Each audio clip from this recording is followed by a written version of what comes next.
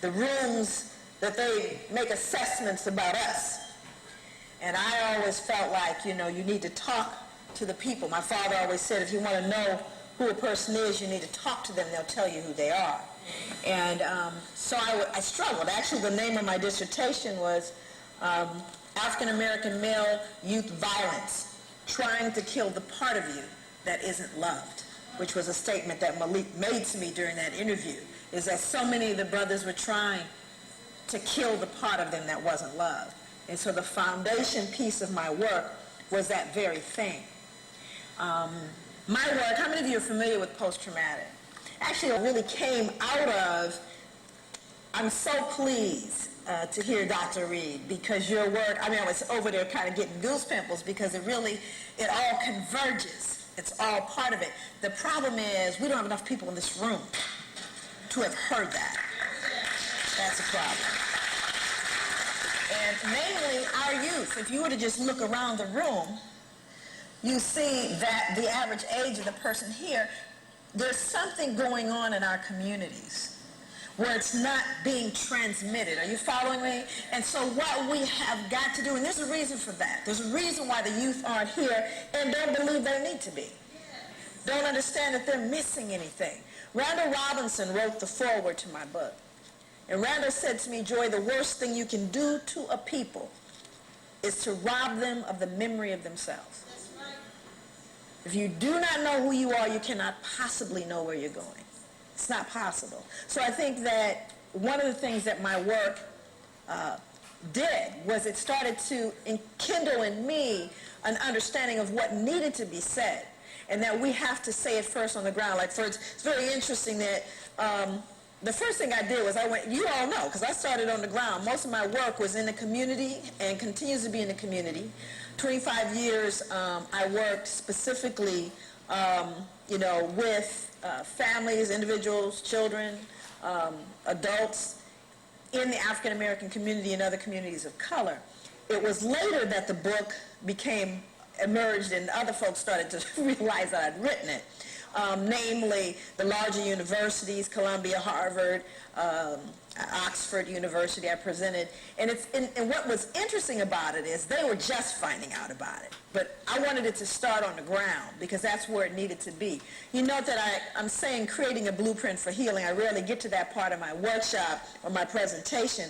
I've written a study guide which should be coming out hopefully before the end of the year, which really operationalizes how we heal from this thing I call post-traumatic slave syndrome. I'm going to move quickly because some of you, I know that there's not a lot of time. It's thick. The material is thick. One of the things that I feel is also very important is we have to go about the idea of creating this body of work. We already know it's true, first of all. When I came up with post-traumatic slave syndrome, I didn't have to go look at nothing. I could just go look in a mirror. That's all I needed to do. But I needed to also move it to an empirical body of work that we could actually test and research. And that's so that it can move into arenas that are going to afford us the ability to reach out and to heal our people on a broader level. Because we already know it's true. I would love to think I came up with something unique. It isn't unique. W.E.B., Ida B. Wells, Carter G. Woodson, it goes on and on and on. I'm standing on the shoulders of some pretty profound people who already knew, most of whom could not publish in referee journals because of racism, but published on this many, many years ago. I believe that part of our problem is that we have not been told the truth. We aren't telling the truth, we've not been told the truth, and our children are inheriting lies. And it is those lies, those secrets, that make us sick and keep us sick. I think that we have to understand the role that history has played in contemporary culture and in the contemporary injuries that we see. First thing that people have said to me, because it's interesting the pushback you get whenever you're talking about history. You get pushback. Oh, Pete, get over it, huh? You people, who are you trying to blame now? What excuses are you people trying to make? I wasn't there.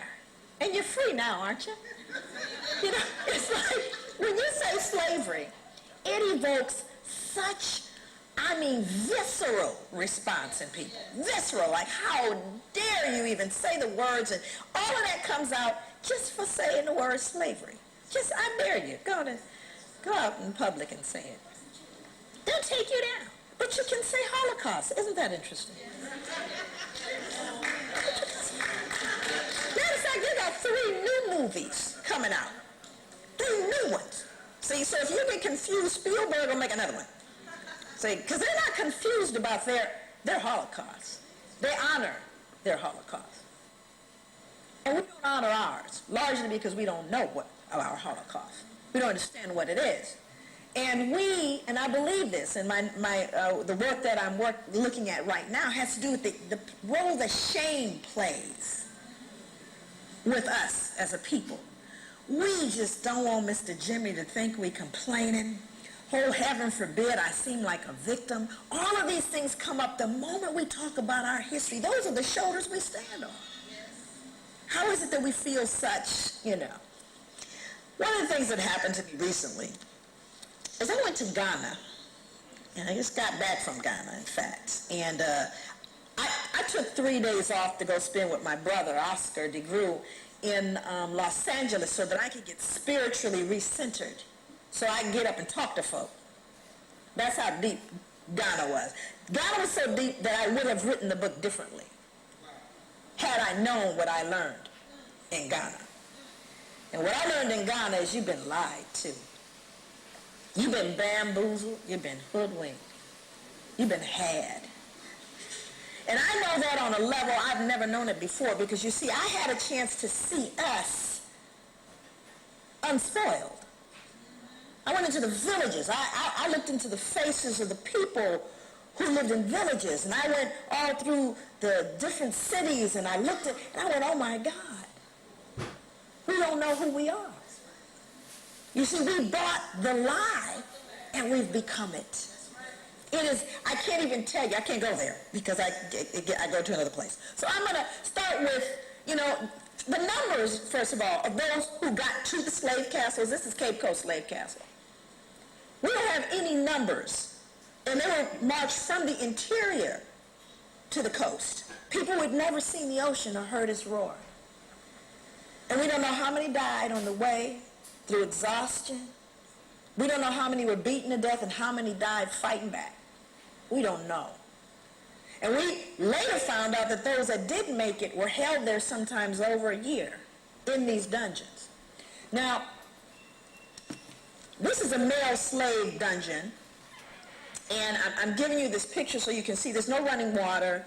I know you've heard about the dungeons, but it's really different when you're standing in them, where you can still smell the stench, because there is, of course, only there's a little, latrine. You can't see it in this picture. It's just a little where all the feces and urine and everything else just kind of was just there with you. Now, this is what it looked like when the light was on. This is what it looks like when the light is off. Those 3 holes there are the only source of light and ventilation for these spaces where hundreds of people were packed. I want you to look at this. This is UNESCO discovered this when they were trying to renovate the castle for public viewing. They were trying to dig into the earth, couldn't figure out why they couldn't level it, and they were digging through 2 feet of human waste that had solidified. Now, the thing that made it difficult for me, was who these folks believed they were. This is Elmina Castle. This is a death cell. Now, let me kind of give you, this was a cell when men refused to be slaves. This is where you were put. And once you were put in this cell, you knew you weren't coming out, hence the crossbones. You were going to die there. So they stopped giving you water, food. That big hole that you see there is not for that particular cell. The only source of ventilation are the tiny holes that you see in the door. There is no other source of ventilation. So people would thirst, starve, and suffocate to death. That's how they die.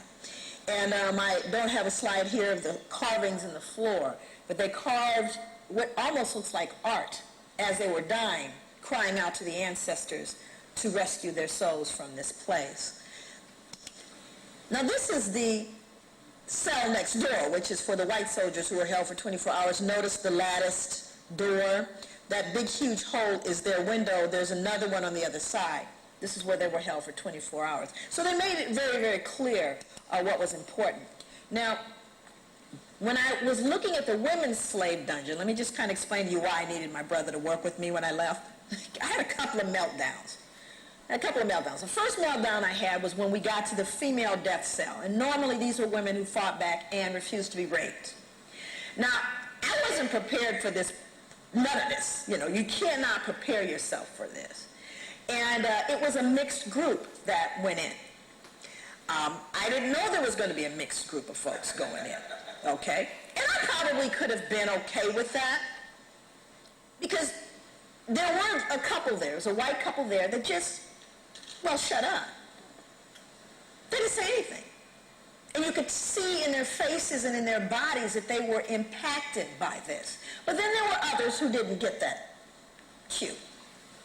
So we got to the female death cell. There was an older white couple. And as the historian was explaining how these women died and the conditions under which they lived, this older white woman said, yes, but look at the architecture. You see, because she felt like, this is where the meltdown occurred, because I told her, you don't get to do that. And I also said, I should have an option to not have to be here with her. And they said to me, they apologized, they said, we actually do have a tour where you don't. I said, I would have preferred that. Because she couldn't be appropriate. Let me explain what was going on. Her privilege said to her, this is uncomfortable for me. I am on another continent. And I'm getting ready to tell you what direction this is going to move in. Because this is uncomfortable for me. That's how far-reaching the privilege was. You see. So I had a few problems with that. This particular slide is at Elmina, and these are the stairs leading from the bedroom of the governor. Let's get it clear. Directly into the female slave. This goes to his bedroom. Now, this is a Christian man. His family lives there with him, because we were, of course, visited those quarters too. But he wanted to have complete access to those black women who did not receive baths, anything. He said, clean that one up for me. And it wasn't enough for him to bring them in the back door or, you know, some other way. He had it built so he had free access. You following me? This was one of the things they would actually chain black women to who resisted being raped in a public square, and they would literally die chained naked to this wall because they fought back. And I'm putting this forward to you not for you to feel all icky and weird inside. I want you to understand the context of how this thing happened and how people could retain a sense of dignity through it all. We've seen this slide so much it's almost like a cartoon. This is the size. This actually is the size of a high school auditorium stage, not too bit much about this size. And it is where they all were packed like sardines together. And you know, like I said, when I talk about numbers, how many Jewish people died during the Holocaust? You see how well you know that? I'm not mad that you know that, because you were taught that. It's been etched into your memory forever.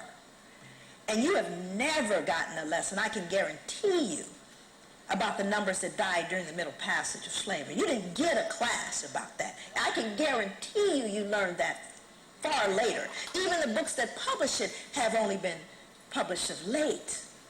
Even though we know there was documentation based on ship manifests of the numbers that died. And there's no number, again, like those who walked from the interior to the West Coast. So we know the low figure, and this is in the Communist Manifesto, if you want to see it, is 9 million. That's the lowest figure on record. How can we not know? And then we have to understand why they died in such numbers, because this place was about 18 inches between people. This is where they slept, it's where they wept, is where they ate, is where they defecated, is where they urinated, is where they menstruated, is where they vomited, is where they sometimes gave birth and died. 18 inches of space between them. There is not a plaque, there's not a statue, there's not a day of remembrance for them. Those on whose shoulders you stand. How can that be? Even now, 2008, with the apology intact, you have no acknowledgement, and there is a reason for that. We start with James. I'm not going to spend a lot of time here with him. I'm going to tell you, because I tell everyone wherever I go, and I just spoke in Bermuda where they all look like this when they get together, you should always be concerned when you see folks dressed this way. It's just a general experience I've had. If you see them dressing up like this, something wrong. And so one of the things that I realized about this whole idea of slavery, because the pushback you get around slavery is, let me give you a few of them because I know you get them. Well, one, of course, you're free, and that's questionable, but let's look at the whole idea that people say, well, slavery's not a new institution. Other people have had slaves, So why are you tripping? Slavery's not new. However, American chattel slavery does not have a likeness. It's not like, so this slavery is far different from any of the sense of slavery that existed prior to it. It differed in the manner in which a person became a slave. It differed in the treatment of slaves. It differed in the length of servitude. And most of all, it differed in